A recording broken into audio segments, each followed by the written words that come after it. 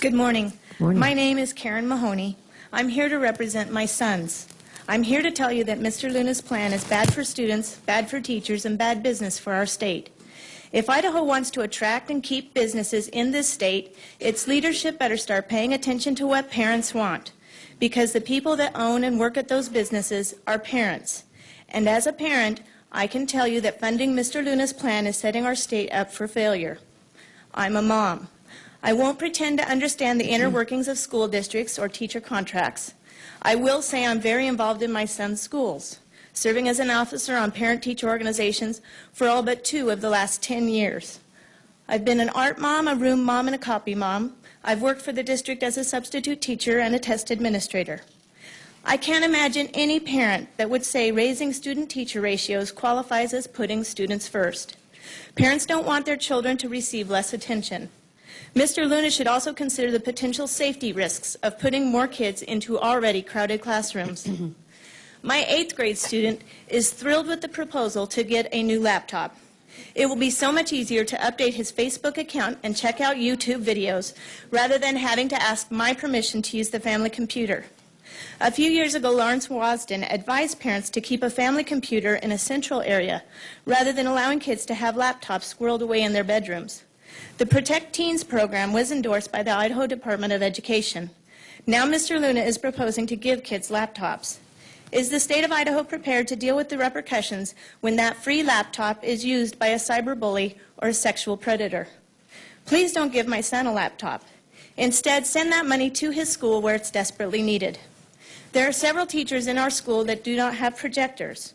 Our 6th grade science classes have to split the labs over a 2-day period because they do not have enough science supplies. And my principal is asking the PTSO to help purchase desks. Please don't fund a plan that requires online courses. My oldest son took one last summer, and it was not worth it. My son did not get his questions answered. It was a waste of his time and my money. There's no substitute for a teacher in a classroom. I was born and raised in Idaho. Does anyone remember who the superintendent of public instruction was back in 1974? But I bet you could tell me who your 1st grade teacher was, because teachers matter. The children in Idaho's schools are our future. If we don't provide them with the best education possible, we are setting ourselves up for failure. Please don't put money into programs that are unnecessary when there are current needs at our schools. Please don't make Idaho a place where good teachers leave to find better opportunities. Please don't fund Mr. Luna's plan. Thank you. Thank you, Karen. The next 6, Colby Gull, Kent Black, Wayne Hoffman, Brandy Van Order, Jason Denizak, I may be wrong on that, and Tina Williams. And next up will be Colby. Good morning. Good morning. Thank you, Madam Chairman, Joint Finance Committee members, and Education Committee members. My name is Colby Gull. I'm the superintendent of the Chalice School District. One thing I need to make clear is that I don't always agree with Superintendent Luna. So when he stepped up to the lectern last Wednesday to present his proposal on education, I was a little bit skeptical, to say the least, of what he would say. However, before too long into his proposal, I found myself cheering for the changes that are included in his new plan, from the implementation of new technological advances to systemic accountability. On this proposal, I believe Superintendent hit the nail on the head. Students have a comfort zone with technology, with computers, and with online learning. It's the adults who struggle with these things. As educators, we need to allow kids to learn in an environment where they can reach their full potential and not hold them back because of our discomforts. Every day in a classroom setting, students are held accountable for their performance, whether it's on the day-to-day tasks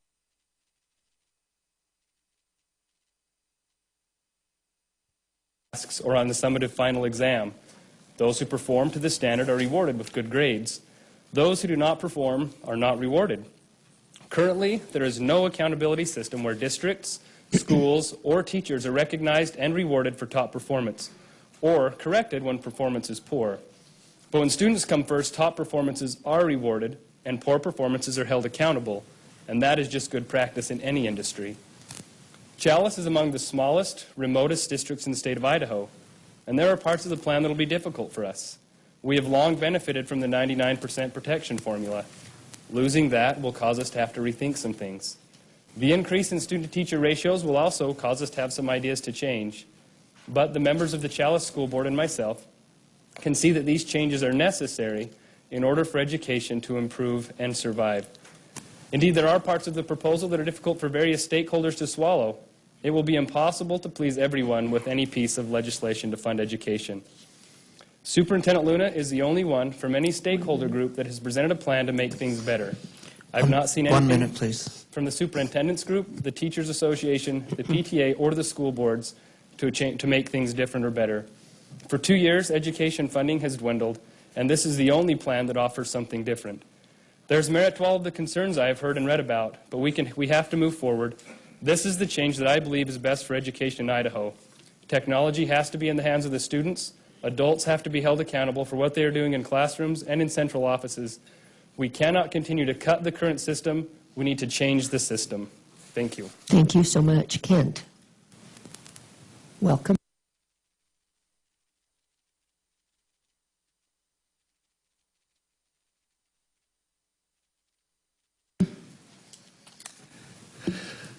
Thank you, Madam Chairman, members of the committee. My name is Kent Black. I'm from Jerome, Idaho, and I believe education is important. The school setting is where our children learn to read, write, solve math problems. The future of Idaho is in the hands of educated individuals.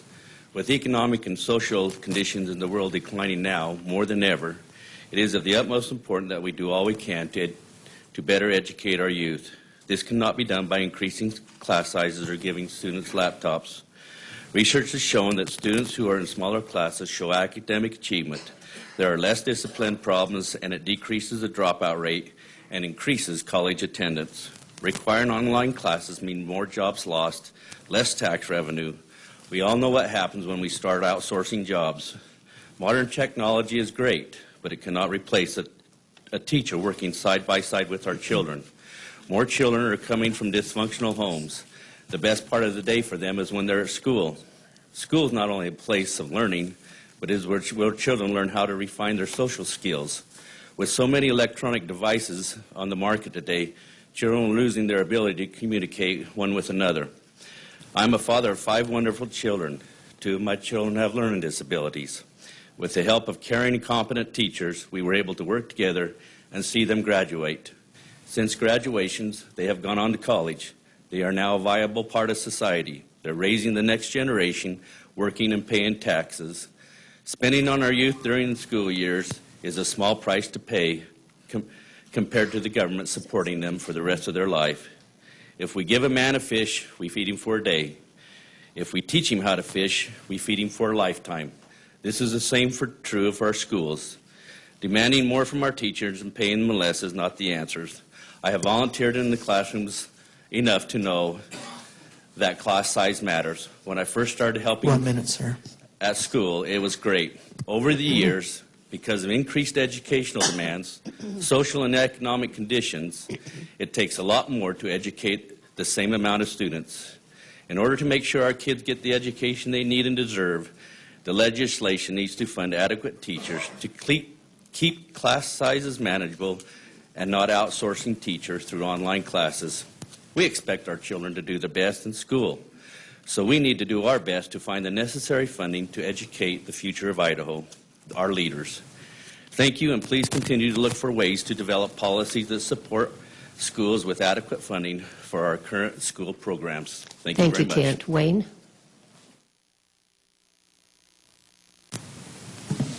Thank you, Madam Chairman, members of the committee. All these years sitting in the back row and listening to your committee, I never thought I'd had a chance to testify in front of it. That's kind of cool.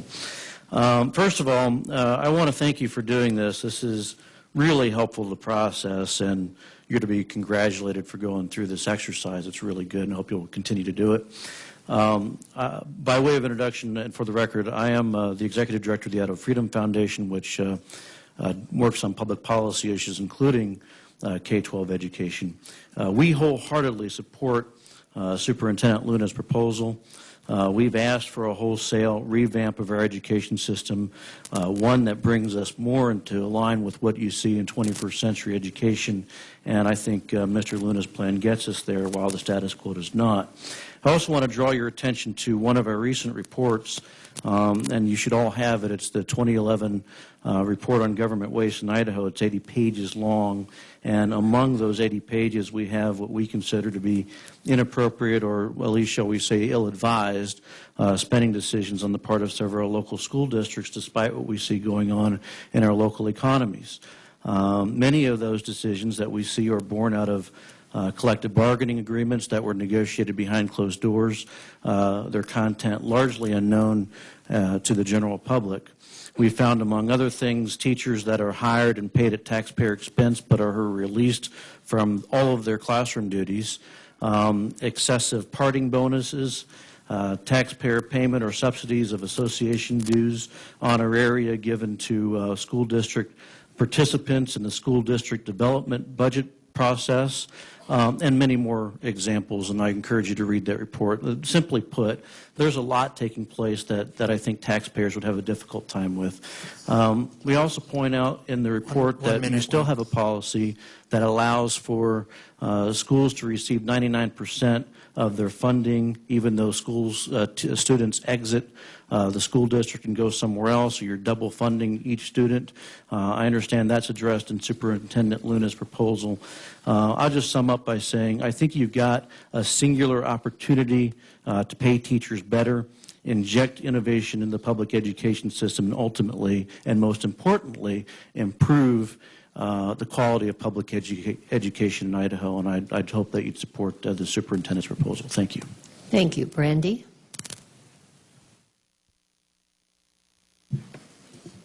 Madam Chairman, members of the committee, thank you very much for this opportunity. It's truly sad to say that every student in public education in Idaho is suffering right now. My name is Brandy Van Order. I am a junior at Boise State, and I'm a part of that group as well. A lot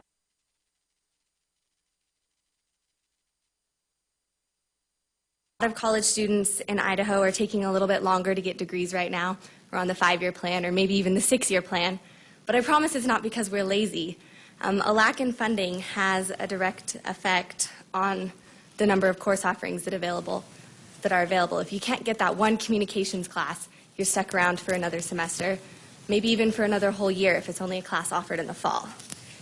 And sometimes when a faculty member leaves, the position is left open to save money, but this takes away the personal resources that are available to us as students, as advisors and as mentors through the whole education process. The same thing is happening with student affairs professionals, which means students are getting less support outside of the classroom when we're already getting less support in the classroom from a reduction in number of professors. Countless studies show that co-curricular activities and support are crucial to student success, but we can't receive the support if the professors and the professional staff simply aren't there. And how are we supposed to succeed in our education when we can't even find someone to help us through the hard parts? That's not to say that I don't feel like my institution is doing an incredible job with what we have, but the fact is that it's not enough. And when state funding decreases and we students have to fund our own education, we end up asking, how am I going to pay the bills this month, instead of when am I going to do my homework? And that just isn't right. The number one focus and purpose of a college student should truly be to obtain a degree in a timely fashion. And I really hope that Idaho can choose to support this goal and support us as students. Thank you very much. Thank you. Jason? Thank you. Madam Chairman, members of the committee, thank you. I want to share my story of trying to afford a college education in Idaho. In addition to my own, it's a story I hear often from my fellow students who are on this journey from an Idaho upbringing to the 21st century workforce.